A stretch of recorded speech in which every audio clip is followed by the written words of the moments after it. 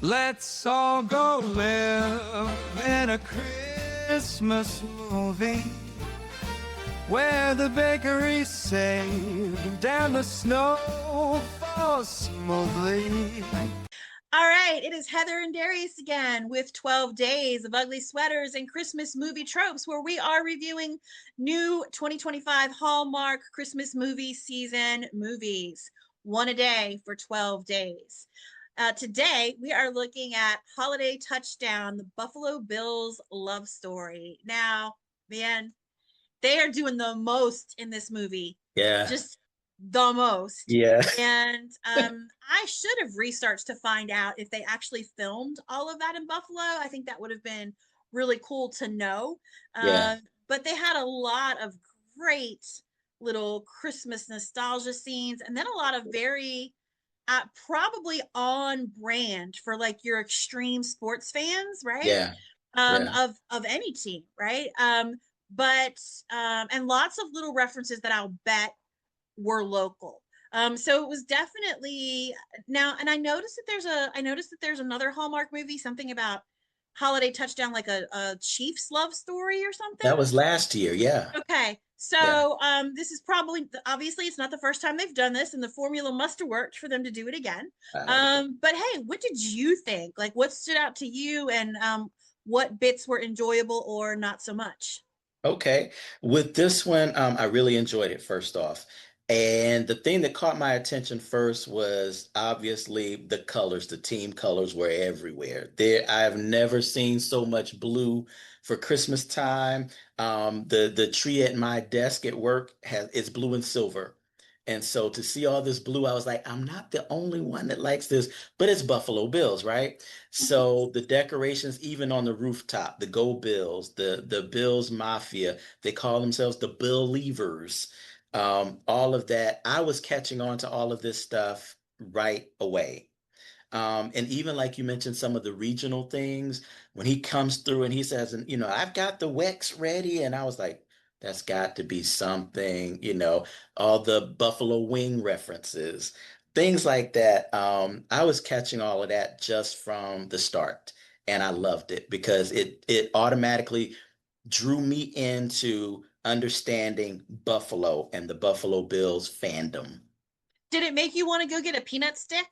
You know, not a peanut stick necessarily, but I would have joined the Carolcade. Remember the Carolcade? Yeah, yeah. I would have joined the Carolcade. But yeah, it really drew me into things that it seems that Buffalonians, I don't know what they call themselves, what they how they live, how they love their local team. Yeah. Yeah, I really loved and in real life I'm more of like this classical elegant Christmas. I love the white lights. I love like something that looks like it would be like the Biltmore at Christmas time, Okay. right? Okay. But I kind of loved the whole inflatable, like the bison and the reindeer like playing each other on their lawn, the Yeah. whole Yeah. football theme, and then that giant neighborhood tailgate party that they Yes. had before the game. Yeah. That was amazing. Like we Right. actually are pretty tight knit in our neighborhood, and so we do a lot of neighborhood stuff together. Uh-huh. But not anything like to that degree. But that's what we wish it was like. Like we wish it Yeah. was. And that was Um, and that was a good thing, like I said, with the drawing in, you just made that valid point. It makes you want to be a part of that. let's all go live in a Christmas movie, right? Right. If only, if only. Now, back when we reviewed Tidings of the Season, we Hmm. did talk about the impracticality and the lack of believability of like, here's two people who had a very short interaction or a very short relationship, and like Yeah, for 40 years, they never loved anybody else, and then they come back together, right? yeah, yeah. Well, unfortunately, they did do that in this movie too. And that was the one thing that was the one thing that I was like, oh man, you're messing up your rating here. Yeah. In this one, I accepted it. Okay. What was Only it for because, you? well, for this one, like in Tidings for the Season, we were looking at the two people who just had a little brief interaction while someone was visiting from out of town. But Mhm. here, in the Bills, the touchdown, I'm sorry, I can't get the title right, but with this one, you've got Uncle Tommy, you've got Mia. They knew each other growing up. They actually had a bond and a relationship where he said he had always been in love with her. So that was the difference for me. They actually had developed something over years Mhm. versus, during a Christmas vacation or something. Hmm. I'm struggling with it. I Okay, struggle with it because I'm that's thinking, fair. like, I think back to, like, if we think, because they, it was right before he went to Vietnam, right? Yeah, That they were sort of getting romantic and that they had their picture taken together, at the stadium, the yeah, old stadium. right. And so he goes to Vietnam. He's gone 2 years. He comes back. She's moved away. Okay. I mean, that part's believable that you lost touch because, you didn't, it wasn't as easy to track people down in the 70s Right, or even right. really And the he said 80s. that he tried, remember? He said that Yeah. he Yeah. actually tried. So that part was believable. But then also 50 years?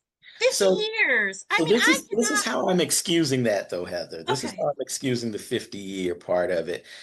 So he goes away to Vietnam. That's really the only thing that separated them and kept them from probably getting married, blah, blah, blah. Hmm. And when someone comes back from war, they're hoping to reconnect with the person that had their heart before they left.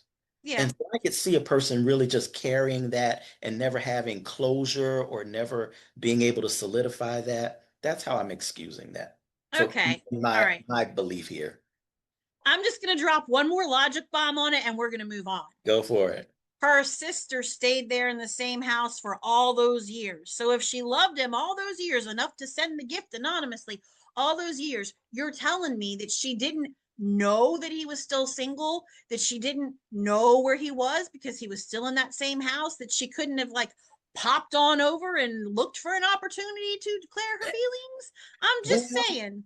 she didn't want it revealed that she was the secret Santa, right? Because she didn't want the rejection. So same probably applies with saying, I know where he is.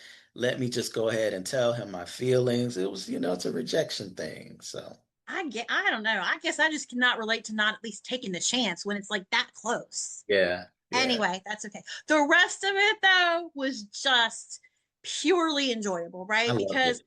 I think it was all very realistic with the bigger center love story, right? Where they had Yeah, grown up together and he was scared to tell her how he felt and just kind of like always hung back and restrained and that kind of thing. yeah. Lots of cute moments, and I loved all the whole. I loved the deal with her sister where she was trying not to go into labor, and she kept saying, "Oh no, you don't understand. I saw on TikTok," and so Oh my gosh, the sister was crazy. Yeah, that part really was funny how they wove that in. And again, that goes to me back to like a previous one that we reviewed where it was again multi-generational. This one was not just multi-generational, but you've got Gabe, you've got Morgan, you've got his mom who's eccentric, you've got her mom who's eccentric, you've got her sister, you've got her uncle.